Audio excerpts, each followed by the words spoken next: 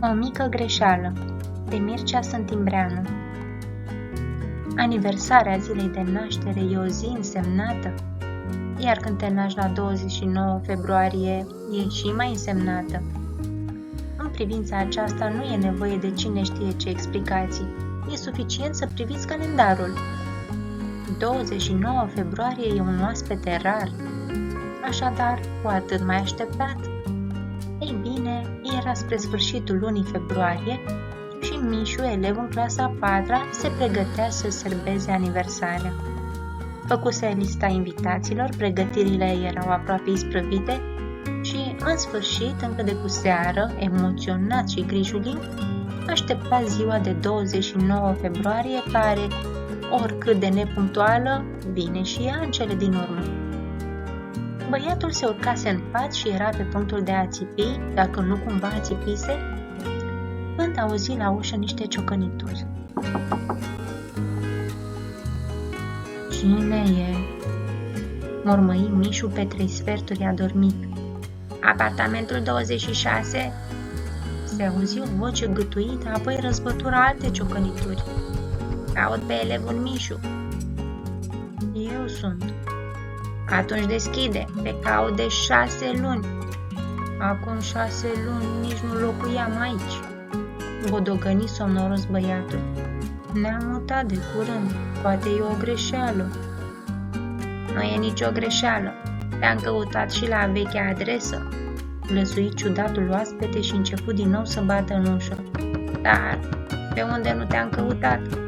O să-ți povestesc eu, dar deschid odată, vântul suflă tare, rănile mă dor. Ăsta scoală toată casa.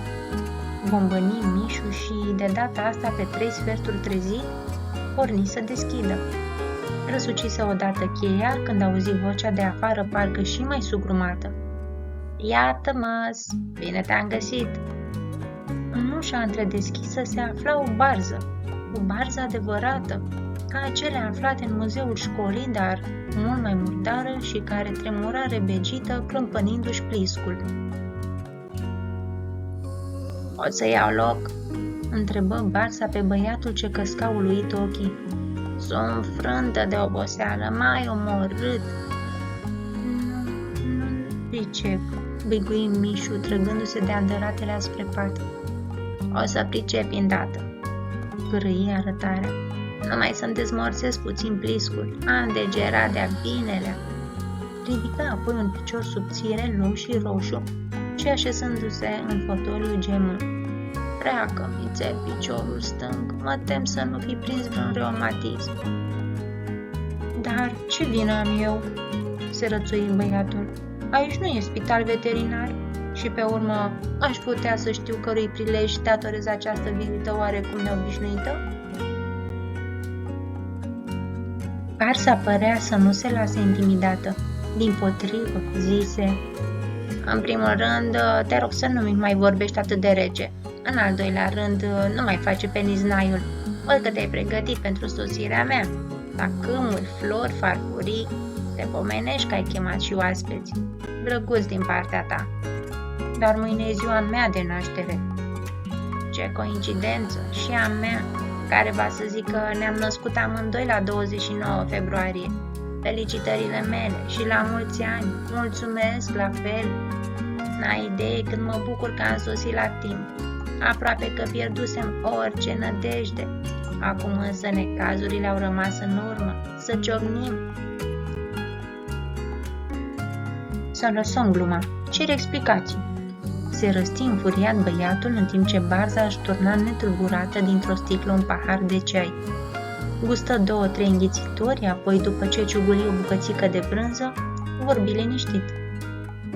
Explicații zici? Ți-am spus, e ziua mea de naștere. Și de ce nu ți-o serbezi acasă la dumneata? Barsa tocmai descoperise farfuria cu friptură. Înfulecă pe nemestecate o fenie, apoi, după ce plescăi de plăcere, răspunse la fel de calm. De ce? Simplu, din cauza ta. Adăugă, punându-și pe genunchi o farfurie de clătite. Par nedumerit.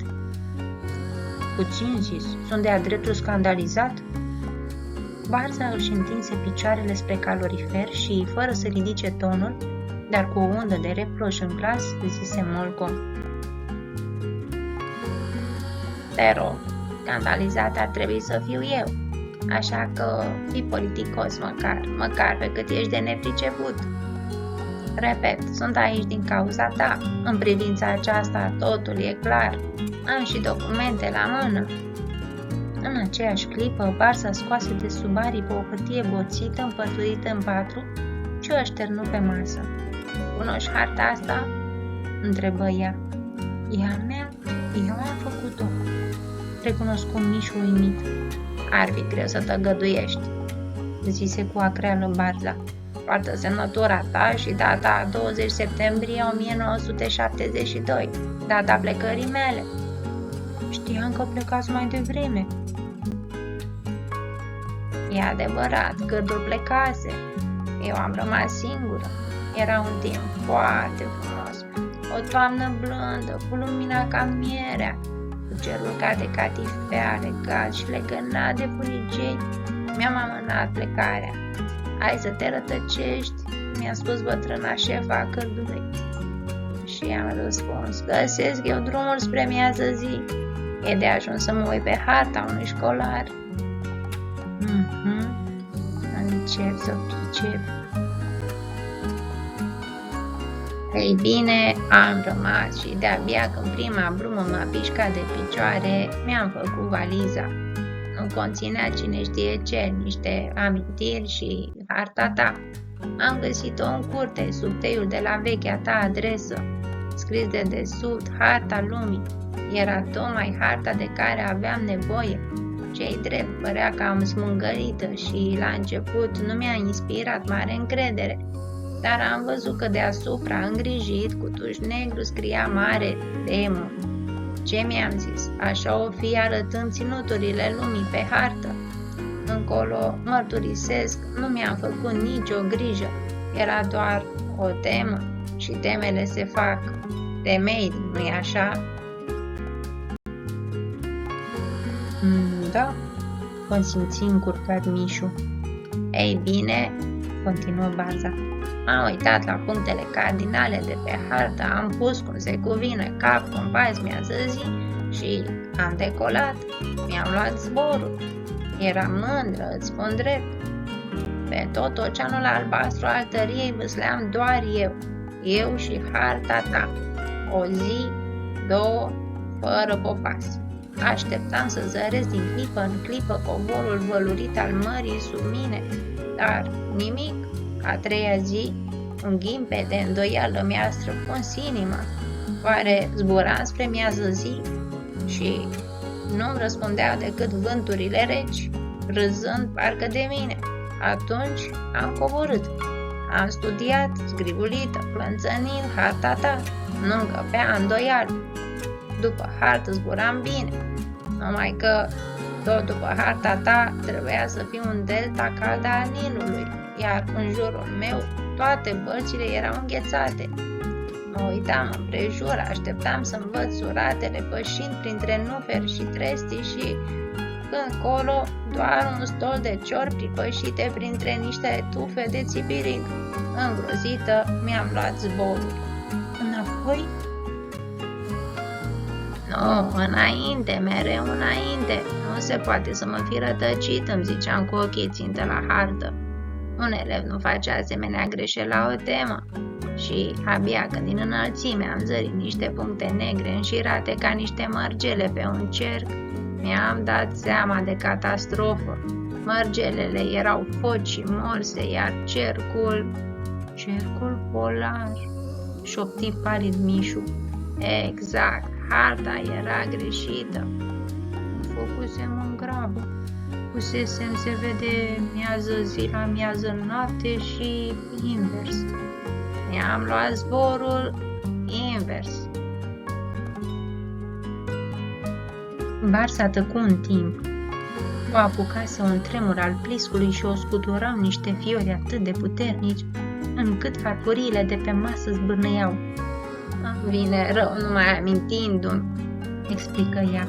pe unde nu am adăpostit, prin colibe înghețate, prin hornuri reci, prin staule și hambare părăsite degeaba. Aveam un singur gând, să ajung. Mi-a zi. Nu, tatin, îmi ziceam, dacă nu mă luam după harta lui, aș fi fost acum în țările calde, mi-aș fi sărbătorit ziua de naștere în sânul familiei. Până acolo nu mai am puteri să ajung, dar până la vinovat pot să mă duc. Și iată, am venit. Se lăsă tăcere. Mișu o privea stingerit. Murea de somn, dar nu-i venea să o dea afară. Și acum ce ai de gând să faci? Să mă culc, răspunse liniștită Barza. Aici e cald, e bine. Mâine o să-mi serbez aniversarea. Văd că ai avut grijă să chemi invitați, zâmbi Barza, dând cu ochii de farfuriile pe care erau așezate niște cartoane înflorate cu nume de băieți și fete în chenar. O să fie veselie, începu apoi să râdă. Și țin pe buze întrebarea, apoi ce ai să faci? Simplu, am să aștept aici venirea primăverii. Mult n-a mai rămas, o lună, două. Oftă ușurată, lăsându-se în fotoliu. Bine că m-am văzut aici. Ce-a fost greu a trecut. Să ciocnim. Sorbi prelung, direct din sticlă, apoi se ridică și dintr-un salt poposi în pat. E somn, noapte bună. Ce faci? Țipă Mișu. Te urci în pat așa, murdară? Uite cum ai pătat ceașaful. Adevărat, să fac o baie. Acolo? Nimerise baia și curând se auzi zgomotul dușului. Prin ușa întredeschisă, Mișu îi auzea vocea. Știi că e bine aici? Apă caldă, călduță, o potrivești cum vrei, grozav. Să știi că mă mut în baie, eu aici rămân. Peste puțin, Mișu se culcă. Ciudatul oaspete la fel și liniștea puse stăpânire pe apartamentul 26.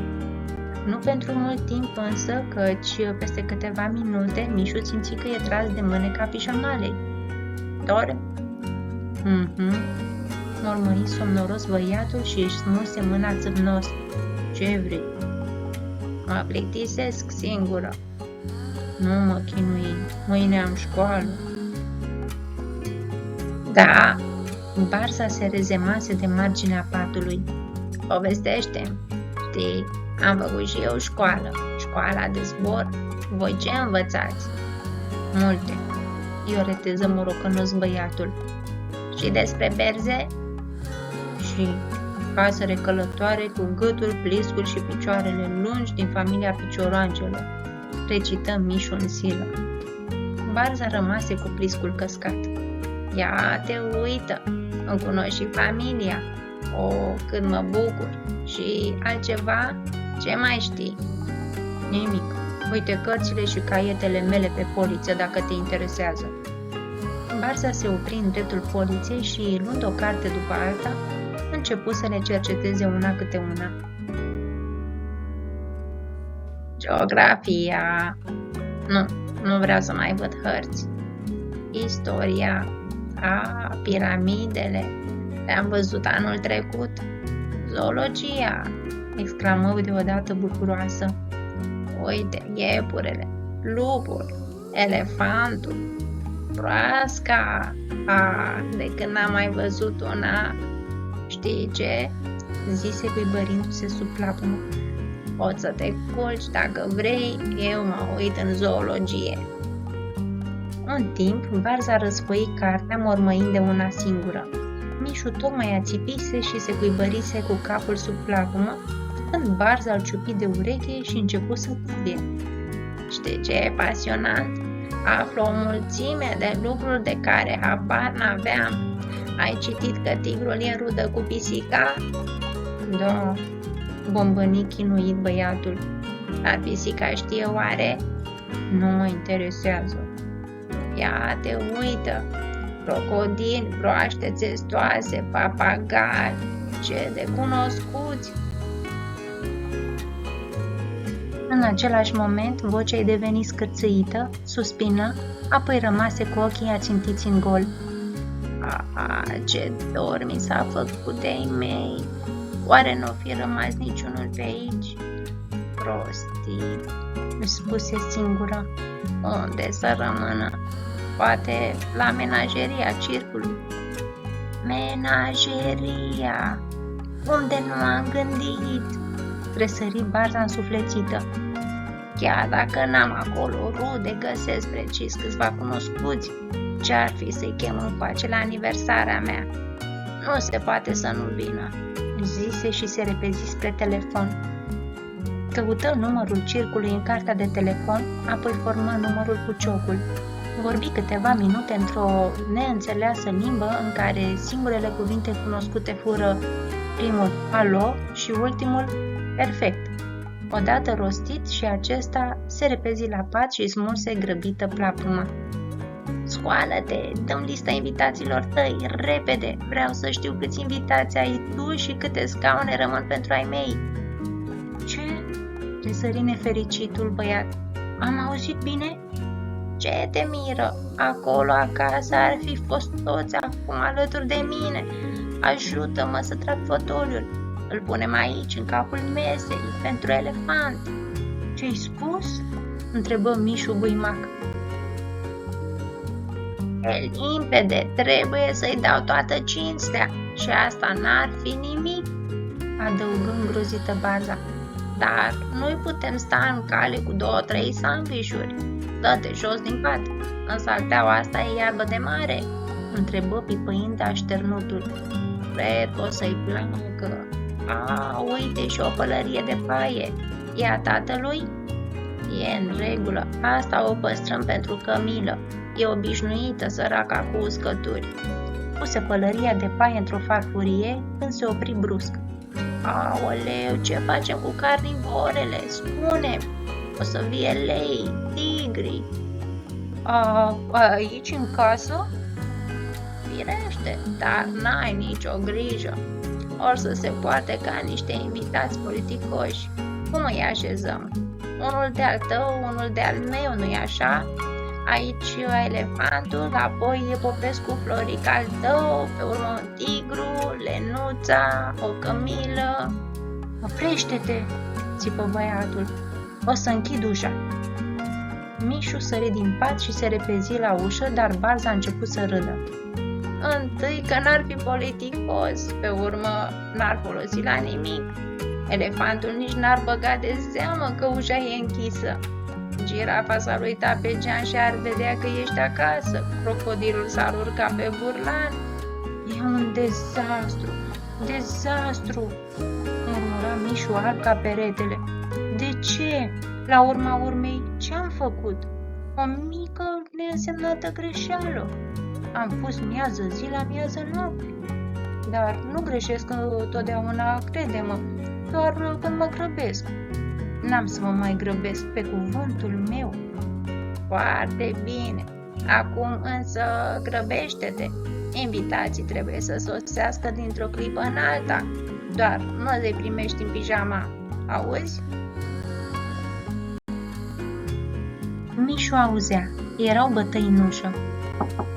Cine e? Îngăimă Mișu pierdut privind Barza. Invitații, cine să fie? Răspunse aceasta și se îndreptă spre ușă.